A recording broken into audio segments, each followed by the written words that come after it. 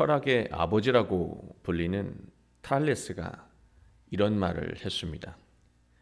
세상에서 가장 쉬운 일은 타인에게 충고하는 일이며 세상에서 가장 어려운 일은 자신을 아는 일이다. 올바른 인생을 살기 위해서는 타인을 비난하지 말아야 한다. 공자는 이렇게 말했습니다. 군자는 잘못의 원인을 자기에게서 찾으려고 노력하지만 소인은 타인에게서 찾으려고 한다. 이 말들의 핵심은 자기 자신을 아는 것이 그만큼 어렵고 자기 자신을 정확하게 알아야 올바른 삶을 살 수 있다는 것입니다. 인생의 절반을 향해 가고 있거나 이미 절반을 훌쩍 넘어선 시점에 있다면 가던 길을 잠시 멈추고 자신의 상태가 어떤지 돌아봐야 합니다. 지금 자신의 마음이 어떤 마음인지 또 어떤 상태로 살아가고 있는지 돌아보고 상황에 따라서 삶의 속도를 조절하거나 방향을 수정해야 합니다.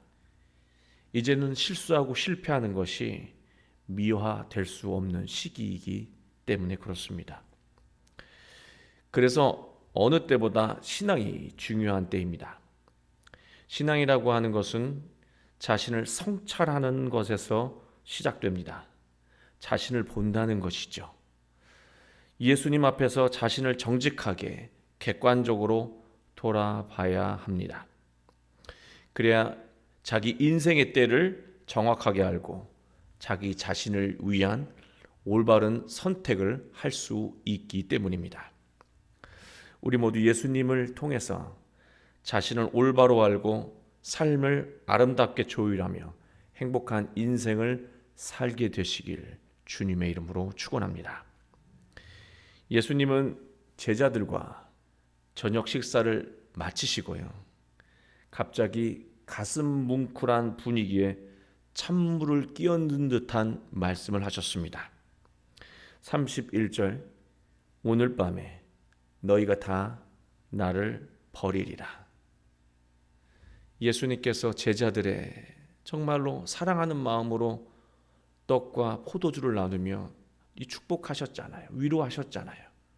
그런데 식사가 마칠 쯤에 난데없이 너희가 다 나를 버릴 거라고 분위기가 완전히 달라지는 말씀을 하셨습니다. 예수님께서 이렇게 말씀하시자 이 말을 듣고 흥분한 베드로가 대답했습니다. 모두 주를 버릴지라도 나는 결코 버리지 않겠나이다. 베드로는 자신을 몰라도 너무 모르고 있다는 것을 우리는 알고 있습니다.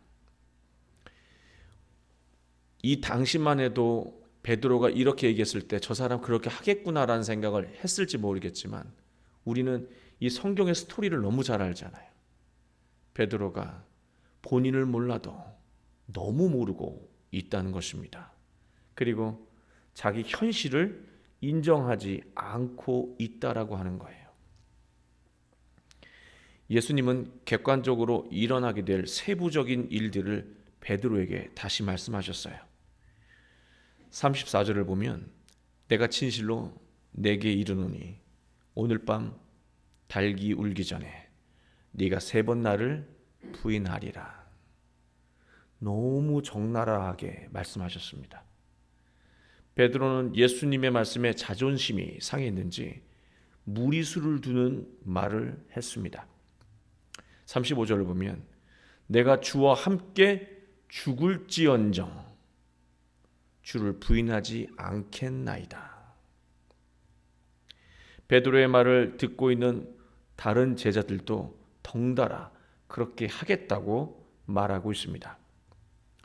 이처럼 자신을 모르는 사람은요, 베드로처럼 부끄러운 말을 또 무모한 행동을 서슴없이 한다는 거예요. 그리고 다른 제자들처럼 남이 하니까 무슨 영문인지도 모르고 그냥 따라가는 삶을 산다는 거죠. 자신을 모르는 사람은 자신에게 맞지 않는 선택을 할 수밖에 없습니다. 나를 모르니 나에 걸맞지 않는 선택을 번번이 하는 거예요. 열심히 살아도 선택을 잘못하면, 더 앞서 나를 잘 모르면 성실하게 사는 것이 다 부질없다라고 하는 거예요.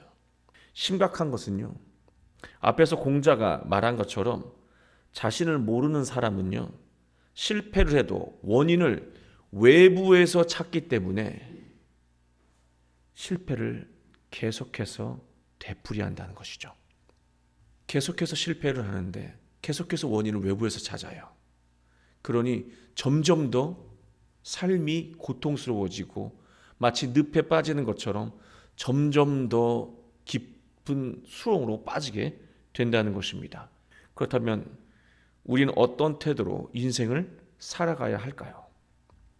예수님은 제자들에게 또 오늘 우리에게 행동으로 대답해 주셨습니다.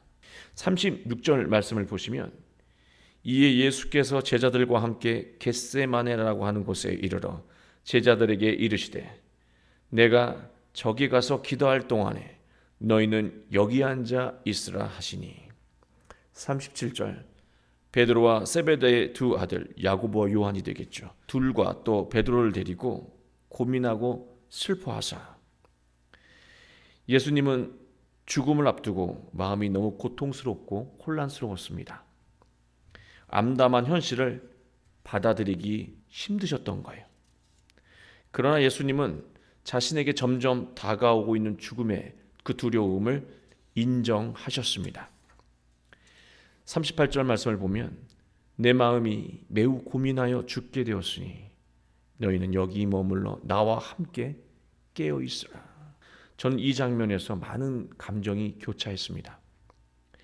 자기 자신에 대해 전혀 모르면서 무성의하게 하고 싶은 말을 내뱉는 베드로와 제자들과, 또 그런 제자들 앞에서 자신의 두려움을 인정하는 것이 어쩌면 수치스러울 수도 있으셨을 텐데, 그런데도 자신의 감정을 있는 그대로 인정하는 예수님의 모습이 너무나 대조적이었기 때문입니다.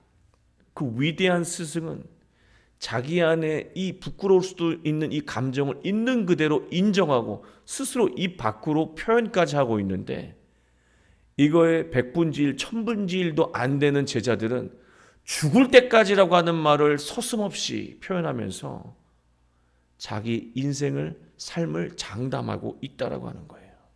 너무나 대조적인 거예요. 예수님은 마치 이렇게 말씀하시는 것 같았습니다. 나 자신을 정확히 아는 길은 어떤 상황에도 자신의 감정을 부정하지 않고, 두려움은 두렵다, 자존심 상하면 자존심 상한다, 속상하면 속상하다, 슬프면 슬프다, 없으면 없다, 모르면 모른다, 인정하면 거기서부터 길이 열리는데, 우리는 모르면서 안다고 하고 두려워하면서 용기 있는 척 허세를 부리고 없으면서 있는 척하고, 이처럼 자기 자신을 속이는 것에 익숙하다 보니까요, 정작 자신을 잘 몰라요. 그래서 번번이 자신에게 가장 취약하고 자신의 결함이 부각되는 결정을 하며 살아간다는 거예요. 어리석게도 말이죠. 예수님은 나를 알기 위해서는 지금 내가 느끼고 있는 이 감정과 마음을 솔직하게 부정하지 않고 인정하는 것을 말하고 있습니다. 주변이 또 뭐라고 하면 생각 없이 따라가는 것이 아니라, 내 생각이 정리가 안 되어 있으면 잠시 멈추고 자신을 돌아봐야 한다는 거예요. 그렇습니다. 자신을 정확하게 알기 위해서는 자기 마음과 감정을 그대로 인정해야 합니다. 그리고 외부에서 원인과 답을 찾는 것이 아니라 자기 자신 안에서 답을 찾아야 해요. 원인은 타인이 아니에요. 환경이 아니에요. 원인은 바로 내 안에 있다라고 하는 거예요. 답도 내 안에 있다라고 하는 거예요. 왜 답이 내 안에 있다고 장담하십니까? 내 안에 하나님이 계시기 때문에 그렇습니다. 여러분 안에 하나님이 계시기 때문에 그래요. 여러분의 모든 고난과 고통의 답은요, 여러분 안에 있다라고 하는 것입니다. 우리가 그것을 알아야 합니다. 예수님은 겟세마네 동산에서 피와 땀을 흘리시면서 기도하셨습니다. 이 겟세마네라고 하는 그 지명 이름이 여러분이 잘 아시는 것처럼 기름틀이에요. 기름을 짜내는 거예요. 기름이 나올 때까지 짜내는 거예요. 답이 내 안에서 선명해질 때까지 기도하는 거예요. 피땀을 흘려가면서. 그런데 내 안에 있는 답이 왜 이렇게 기도할 때 선명하게 보이지 않을까요? 내 뜻이 너무나 강력하기 때문에 그렇습니다. 내 안의 뜻이 너무 크기 때문에 그렇다는 거예요. 하나님의 뜻을 다 가려버릴 정도로 너무 크다라고 하는 것이죠. 그 잘못된 뜻 때문에, 그 잘못된 판단과 생각 때문에 내가 지금 이 곤경을 처하고 있는데도 여전히 그 뜻에 내 마음과 귀가 쏠려 있다라고 하는 것입니다. 그런데요, 예수님도 그러셨다는 거예요. 이 상황을 부정할 수 없고 피할 수가 없는데 예수님은 피하고 싶으셨고 살고 싶으셨다라고 하는 것이죠. 예수님은 기도하셨습니다. 39절, 내 아버지여, 만일 할만하시거든 이 잔을 내게서 지나가게 하옵소서. 그러나 나의 원대로 마시옵고 아버지의 원대로 하옵소서. 예수님의 뜻은 분명했습니다. 피하고 싶은 것이었어요. 예수님은 하나님의 뜻이 자기 뜻이 될 때까지 기도하신 것입니다.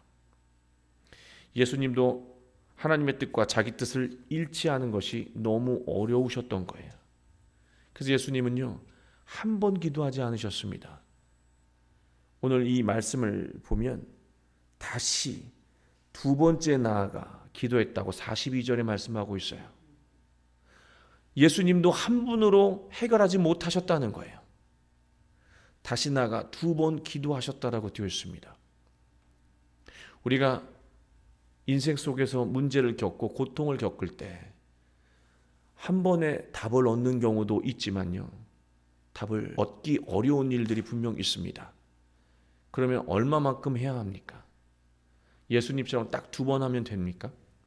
하나님의 뜻과 내 뜻이 하나가 될 때까지, 더 정확하게 말하면 내 뜻이 하나님의 뜻과 일치될 때까지 기도하는 거예요. 이미 답은 내 안에 있다라고 하는 것이죠. 기도는 그 답을 거부하려고 하는 내 뜻이 하나님의 뜻과 하나가 될 때까지 최선을 다해서 기도하는 것입니다. 42절 기도를 보면 놀라운 변화를 알 수가 있습니다. 내 아버지여, 만일 내가 마시지 않고는 이 잔이 내게서 지나갈 수 없거든 아버지의 원대로 되기를 원하나이다. 아버지의 원대로 되는 것이 답이기 때문에 그 기도는 처음에도 하셨어요. 근데 42절 두 번째 기도가 달라진 게 뭐냐면, 내가 피할 수 없다면, 마시지 않고는 이 잔이 내게서 지나갈 수 없다면, 이게 내가 받아들여야 되는 소명이라고 한다면 뜻이 거의 가까이 일치되고 있어요. 인정하는 거예요. 예수님도 죽음의 이 순간을 인정할 수가 없어서 계속해서 자기 뜻을 이야기하셨는데, 피할 수 없다면이라고 이 말씀을 하신 것은 피할 수 없구나, 현실을 딱 인정하고 나니까, 그러면 내가 무엇을 해야 하는가? 내가 죽음을 피할 수 없다면 내가 지금 해야 될 일이 무엇인가를 정확하게 보신 것이죠. 하나님의 뜻과 내가 하나가 되는 거예요. 기도가 바뀌었습니다. 우리의 기도도 바뀌어야 되는 거죠. 내 남편을 바꿀 수가 없다면, 내 자녀를 바꿀 수가 없다면, 지금 내 인생을 과거로 돌아가서 바꿀 수가 없다면, 후회한들 다시 돌이킬 수 없다면, 내가 봐도 내 모습이 만족스럽지 못하다고 여기는 이 모습, 그것을 있는 그대로 인정하는 거예요. 인정하고 내 안에서 나를 향해서 하시는 하나님의 말씀에 귀를 기울이시고 그 뜻과 하나가 되는 것이죠. 그러면 우리는 우리의 삶에서 놀라운 변화를 경험할 수 있게 된다고 예수님은 삶을 통해서 우리에게 답을 하고 계십니다. 여러분, 우리가 겪고 있는 모든 고난은요, 여러분이 잘못해서 겪는다기보다는요, 내가 나를 모르기 때문에 겪는 것들이 대부분이에요. 잘하려고 한 건데, 정말 잘하려고 했는데 내가 나를 몰라서 나에게 가장 위태로운 것을 선택했던 그 결과예요. 그러나 이제부터라도, 지금부터라도 예수님 앞에서 나를 정확하게 알고 나의 현실을 있는 그대로 인정하고 내 안에 있는 답, 그 하나님의 뜻과 하나가 될 수 있다면 여러분은 구원으로 가득한 인생, 그 일을 하며 살아갈 수 있게 될 것입니다. 우리가 겪고 있었던 모든 고난은 내가 나를 몰랐기 때문에 겪었던 것들이에요. 이제부터 예수님을 통해서 나를 정확하게 알고 나의 결핍을 예수님을 통해서 채워갈 수 있다면 우리는 새로운 삶을 살 수 있고요. 또 내가 짊어져야 할 그 십자가가 분명히 있음에도 그게 너무 싫어서 지금까지 내가 버티고 있었다면 예수님처럼 하나님을 믿고 그 십자가를 짊어지고 나아갈 수 있다면 우린 더 이상 실수를 되풀이하지 않게 될 것입니다. 실패를 반복하지 않게 될 것입니다. 하는 것마다 승리하며 복된 인생을 살게 될 것입니다. 그러한 인생 속에서 복된 능력을 드러내는 여러분의 인생과 가정이 되길 주 예수 그리스도의 이름으로 축원합니다.